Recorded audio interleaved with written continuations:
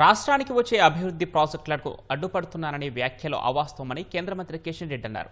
సీఎంగా రేవంత్ రెడ్డి రాకముందే ప్రధాని మోదీ నేతృత్వంలో అనేక అభివృద్ధి కార్యక్రమాలు చేపట్టినట్లు వివరించారు. జూబ్లీహిల్స్ ఉప ఎన్నిక ప్రచారంలో భాగంగా ఎర్రగడ్డ హైమావతి నగర్లో నిర్వహించిన రోడ్ షోలో కేంద్ర పర్యాటక సాంస్కృతిక శాఖ మంత్రి గజేంద్ర సింగ్ షెకావత్ పాల్గొన్నారు. 2 ఏళ్ల పాలనలో ఎంతమందికి తులం బంగారం ఇచ్చారని కాంగ్రెస్ ప్రభుత్వాన్ని ప్రశ్నించారు. అబద్ధపు హామీలిచ్చిన కాంగ్రెస్ పార్టీకి ఓటు అడిగే నైతిక హక్కు లేదని కిషన్ రెడ్డి ధ్వజమెత్తారు.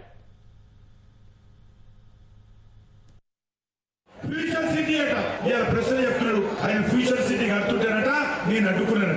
ఏడగట్టిండు ₹1 ఫ్యూచర్ సిటీకి నేను ఎక్కడ అడ్డుకున్నాను చెప్పాలి.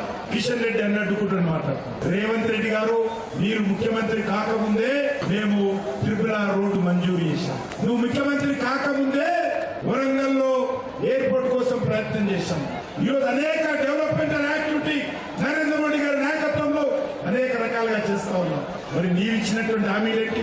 నేను అధికారంలోకి వస్తే అందరికీ, మహిళలందరికీ, మీకందరికీ నెలకు ₹2,500 ఇస్తాడు.